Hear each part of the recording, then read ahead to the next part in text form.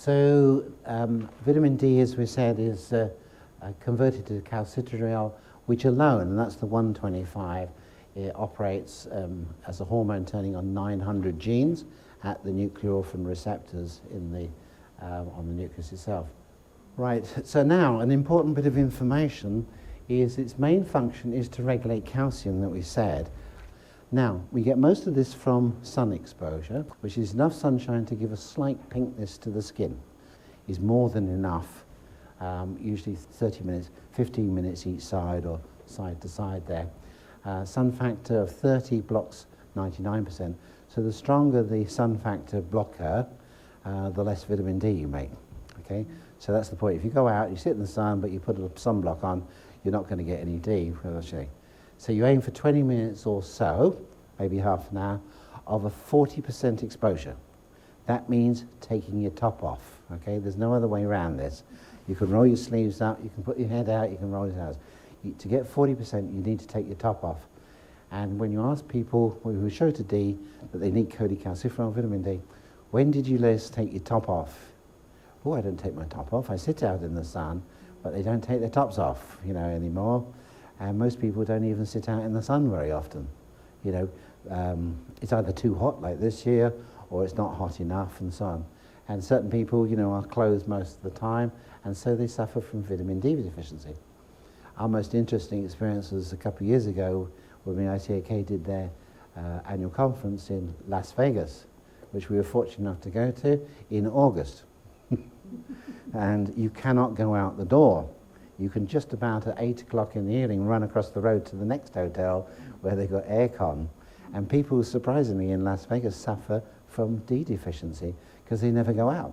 They're always indoors in artificial lighting and things because it's just the sun is just so intense, it's too hot to go out.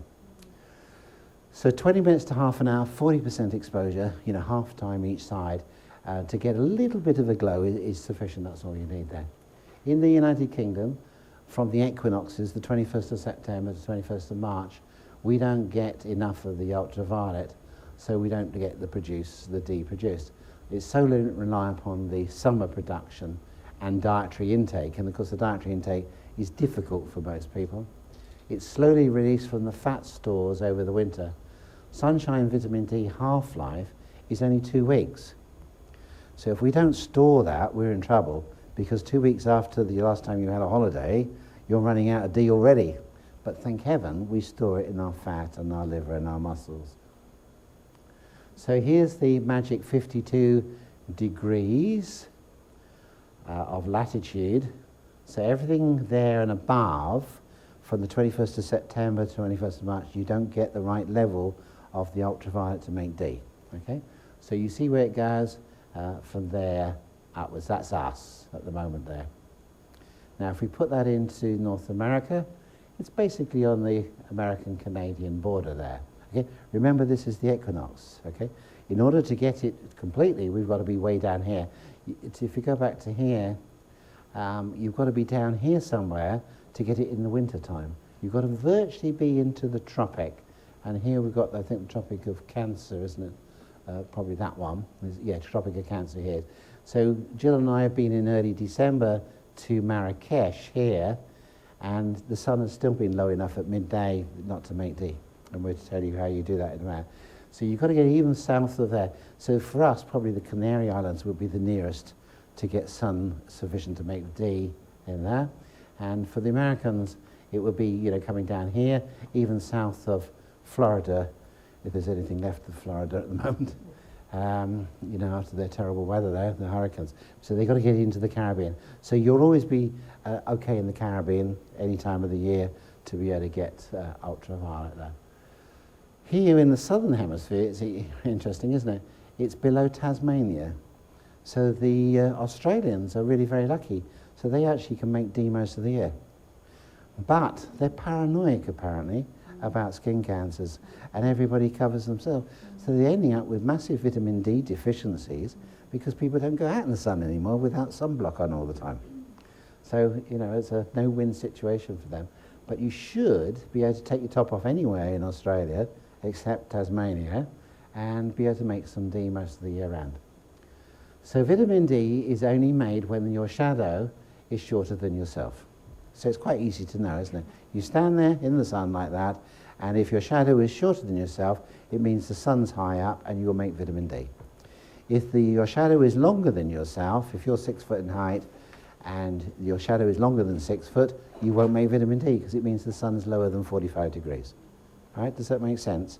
So it's dead easy to know whether you're making D or not, and that's how, you know, it cost me a lot of money to take Jill to Marrakesh to show that that was the case. Okay? Now she has to go to the Caribbean to make sure that she does get the D and stand in the sun there, ideally where you can't see your shadow because it's so short, because the sun is above your head, then you know for sure you're making vitamin D. But that's the best way of knowing whether you make vitamin D or not. So dark-skinned people have a harder job because they've got more melanin, so that absorbs more of the ultraviolet. So darker-skinned people are more prone to getting vitamin D deficiency, and they've developed the melanin to protect them from the sun because they tend to come from countries where the sun is higher. Obesity, vitamin D is stored in the adipose tissue, so you need more vitamin D the more body fat you've got. Even harder to get the top off elderly people. Deficiency is a pandemic, if you like, in older people. So you see all these different figures around. 45-year-olds across the United Kingdom, that's our latitude. And between 2002 and 2004, I'm sorry I haven't got any more up-to-date figures I was referencing, nearly 90% of subjects were deficient in the winter, and 60 was deficient all the year round. That's here, okay? And that's using that minimum amount. So really it is a big, big problem now. Common clinical conditions of D is low back pain, but the pain-sensitive fibers are greater during D deficiency. Diffuse body aches and pains, so they got aches and pains. And the main reason, as we'll see this, is they're calcifying because they're shunting it into the 125, they're depositing calcium. You know, the classic, and it took me years to reason this one out, is the one in the base of the thumb, which is nearly always women at 55 to 60, because they don't take the tops off, okay, in the summer. And they got vitamin D, but they haven't got the deficiency, they got it shunted into the 125, so they get these little grains of salt, little grains of calcium in the joints, and oh, they are so painful. And I've had it myself, you know, where I thought, oh, I'm going to have to give up osteopathy and neuromuscular technique because the thumb is so painful at the bottom of the thumb. And you increase your omega-3 because that helps to get calcium back into solution, but then it still sort of comes back there, and it's nothing short of vitamin D deficiency. But, of course, you need, as you'll see a little later, the K to get the calcium out of the bone, out of the tissue, back into the bone where it belongs. All right, so this is really, really important to get the balance where necessary. Tender bones on palpation, growing pains in children, shin pains, hair loss, depression, frequent infections, fatigue, sweating. Now the sweating is unique, and this was, I had a patient yesterday, I think it was, and she got an issue and she said, I sweat, she said, terribly. And I said, where do you sweat? She said, on the head. She said, I sweat on the head. I said, do you sweat anywhere else? She said, no, not really. She said, sometimes I feel cold everywhere else. But she said, I sweat particularly at night time on the head. And I said, I know what that is. That's vitamin D. Okay, always remember that. George, you'll see what George says about this a bit later on. So steroid hormone imbalance is because, of course, it's the steroid modulator. How does the deficiency cause it? We get less calcium absorbed. We'll whip through those. It creates a sensitivity in the nervous system. It's a pro-inflammatory state that it reckons. When it gets really low in children, you know, you get rickets. Luckily, you don't see it so much, although they are tending to find it a little bit more now because young kids, particularly boys, don't wear shorts anymore. We used to wear shorts until we were 18 or no, 13. We were always glad to go into the fourth year at school because we could wear long trousers and all we wanted to do was long trousers. Now it's reversed. You find all the middle-aged people wear shorts, don't you?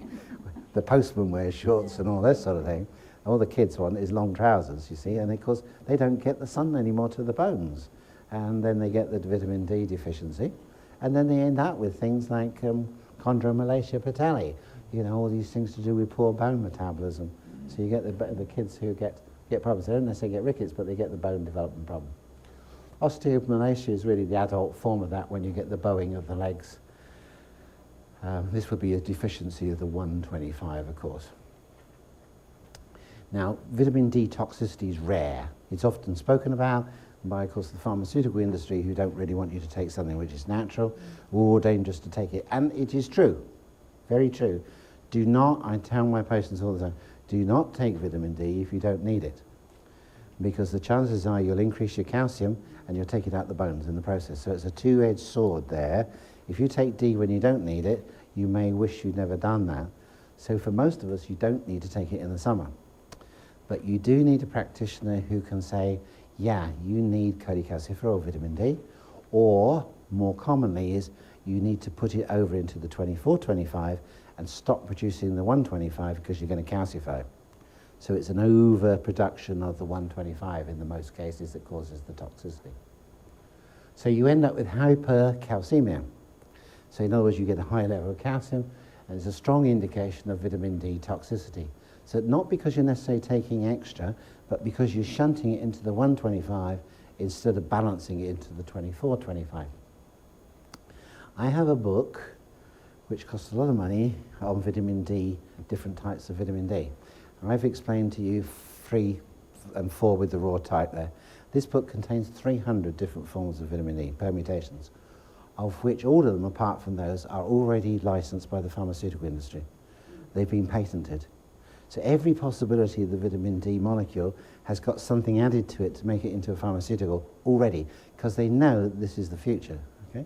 So if you were to produce a vitamin D acetate, phosphate, or whatever it is, somebody's already got the patent. And they've done that because they know that there's a future in the vitamin D market, huge it's going to be, when antibiotics and other remedies become less popular, less effective. So if hypercalcemia is not treated, it results in excess deposits of calcium in soft tissues and organs such as the kidneys, kidney stones, but worst of all is just kidney function decreases. So exposure to sunlight for extended periods does not normally cause high levels to greater amounts than your 20 minutes on there. Your doggy tends to do this. In the summer, dogs know, don't they? They go out on the porch and they lie on their side or even on their back and open their legs up, okay? And they're getting the skin rather than the hair, because of course the hair stops the sunlight from getting through, so they get their fleshy part, which is the tummy part, exposed to the sun. And he knows exactly his 20 minutes either side. When he's had his 20 minutes, his 10 minutes one side, 20 minutes the other, he's in. He comes back in. But he does it every day in the summer there, and once as regular as clockwork, they know that they need that 20 minutes, and it keeps him going probably for the winter. So it's found in oily fish, if you eat oily fish, of course, cod liver oil or other fish liver oils. Hemp seed oil has it. It's the only plant source, really, but I suspect it's probably D2, as is cocoa husks. They use cocoa husks, which is the waste product, the fibre from the cocoa industry, from the cocoa, as a fertilizer. But they also use it as a food, as a cake, for cows in the wintertime, because it's a rich source of vitamin D for them. Okay? So as we talked about, ergocalciferol can be produced from ultraviolet on mushrooms there. Exposure to light through windows is insufficient because glass almost completely blocks ultraviolet B light. So you can have a nice conservatory, you'll get nice bright light, but it won't give you the UVB, so you won't make the D from that. So you may still get deficiency. In the epidermal strata of the skin, the production is greatest in the basal and the spinosum levels here. This is where that 7-hydroxycholecalciferol. We've talked about the activation with the picture here. You can go back to that picture time and time again because it's so useful to refresh ourselves. So I'm going to just skip the vitamins there, the cytochromes. We've talked about these. The binding of calcitriol to the vitamin D receptor allows it to act as a transcription factor. Osteoclasts reabsorb bone, and these are stimulated by vitamin A and the 125. Osteoblasts form bone, they create the bone, and they need also the 125. So I'm just going to go... Vitamin D also affects the immune system, as we said, through the B and the T cells. It increases the expression of tyrosine hydroxylase, which goes on to make L-dopa and dopamine. So here we see tyrosine making dopamine and noradrenaline being stimulated here by vitamin D. It's involved in making small peptides, the synthesis of nitric oxide synthase, which vasodilates us, increased glutathione levels. And again, that's important because glutathione is the major intracellular electrolyte. Daily doses, there's a lot of discrepancy here between different countries. And remember, the bottom line is, as George always said, is probably the muscle test to see what's an optimal dose for one person. Because it could be down here, like in the US, in small children, 400 international units. And it could go up into thousands for an adult. Slight variations in Canada, as you can see there. RDAs are not the same all over the world, and there is a great deal of variation between one country and the other. I tend to take the upper one, the higher one, as the more normal one, and everybody else tends to be sort of lower. I'd rather go for the higher one than the lower one because I want to get optimal health rather than just get rid of deficiency diseases. Yeah. Levels of plasma, let's go through that. Hernia and Holac containing human physiology is finely tuned to an intake of 4,000 to 12,000. So now we see slightly bigger doses, 12,000. Holac, who's the great guru of vitamin D, is recommending much higher doses. The risk of cardiovascular is lower when the vitamin D level goes up. The European Food Standards Agency allows health benefits to the claims cancer, cardiovascular disease, hypertension, diabetes, mortality, bone health, MS, immune system and muscle function to help prevent or normalize. It does not say all these will cure these problems, but it does allow you to say vitamin D deficiency may lead to those. We said about fish, oily fish, eggs, fish. Other sources, we talked about mushrooms, alfalfa, cocoa and hemp. Recommendations. So beware of people who need the D3K2, okay? That is most of us, a lot of people who need, I find in my practice, I was amazed to this, that maybe it's the time of year as well, something like 50% of my patients need D3 and K2, okay? So beware of these people because it means they have an inhibition of the cytochrome 24A1 pathway. This leads to high calcium and thus calcification of soft tissues. Okay. Now, I thought I was 6'1.5 inches. I've always prided myself on being 6'1.5 inches. And a few months ago, one of my sons, who's just 18, he was upstairs, and he said, Dad, he said, how tall are you? And I said, 6'1.5 inches. And I said, how tall are you, Ben? And he said, I'm just 6 foot, Dad, now.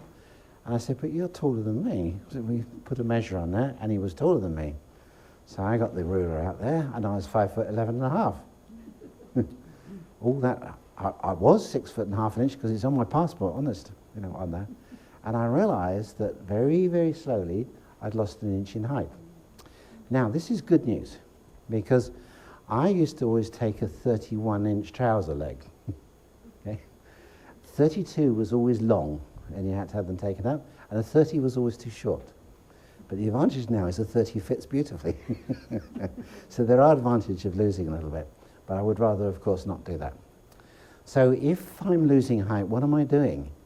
I must be losing calcium.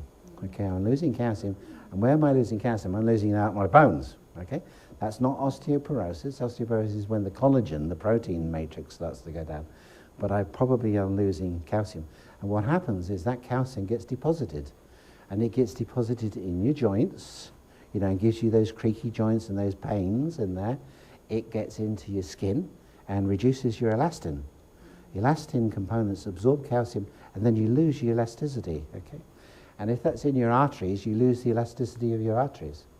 So up goes your blood pressure, and up goes your risks of clogging your arteries up. There's so many different issues that can develop. You can get cysts. A lot of cysts that people get are just calcified deposit, and then it builds up tissue around it, and they get swollen lumps for no apparent reason. You get little lumps. I started from time to time getting little lumps in the tendon, and I could never understand why they came. Just little lumps in one of the tendon there. I thought, I banged it or something, and you try and squeeze it, but it was hard in there. And then, you know, they sort of disappear in the summer. And I didn't realise for years it was the summer they disappeared. Okay, they come in the winter time and you get a little lump there and you think, where's that come from? Anybody else get that? You know, you get little lumps and they come up and you think, ooh, and it's quite, sometimes they're quite painful and you think, oh, I've been writing wrong or developed some callus or something like that. So there's all sorts of places where calcium can start being deposited. And you want to get that calcium back into solution, which is where the oils come in. So taking omega-3 and other essential fatty acids is important to get calcium back into solution. You want to get it back into solution to stop you furring up. But the reason you're getting it is because you've got high 125 and low 24-25 to make the magic 124-25. So Dr. Goodhart says pay good attention to the patient who sweats around the head. This is what, you know, you find if a patient sweats around the head and only the head, this is vitamin D. Not much around the rest of them. Maybe an indication also of osseous bones, so osseous bone pains. So these people may get osteo bone pain. Okay, so sweating on the head. Dr. Goodhart says test vitamin D and vitamin C for ileocecal valve syndrome, particularly again when you get cramp, you know, in other words, you're getting muscle contraction from calcium problems. Muscles associated with vitamin D, quadriceps are vitamin D related muscles, and tensor fascia lata. So the muscles associated with vitamin D in David Walther's book are the quadriceps muscles, that's the 4 quadriceps there, and the tensor fascia lata, possibly because of that relationship with the ileocecal valve. So we're testing in this case the tensor fascia lata. So we're going to take a little bit of flexion in the leg here, abduction, full medial rotation, and some abduction there, and you're going to push out and up towards the corner of the rome there. So it's a medial rotator and an abductor of the hip, and we can see when it's in the right position there, it's really very weak. So again here, push out and up, if you will. Good. Okay, so we have a weak tensor fascia lata bilaterally. David Walther also mentions this, that this is often associated with iron deficiency as well, so it could be other factors in addition. So what we're going to do is we're going to put 1 drop of vitamin D. In this case, this vitamin D is in hemp oil, if you want to just put that on the tongue. So vitamin D, and we're going to put 1 drop on the tongue, don't swallow. Okay, and push out and up, and we can see no difference at all. So swallow that, if you will. But this time we're going to put some K2, or it has K2 in it, 25, the hormonal one. Push out. Now we can see we're very, and it's nice and strong. Is the vastus intermedius. So keep the legs straight, that's it, and push the foot up to the ceiling, if you will. And as you can see, vastus intermedius is quite weak. So we test whether this is D related. So we do the D hemp, which would be just cholecalciferol, push up. Okay, a little bit of strength here, but not too much. And then we'll do the one in black cumin seed, which is the 24-25.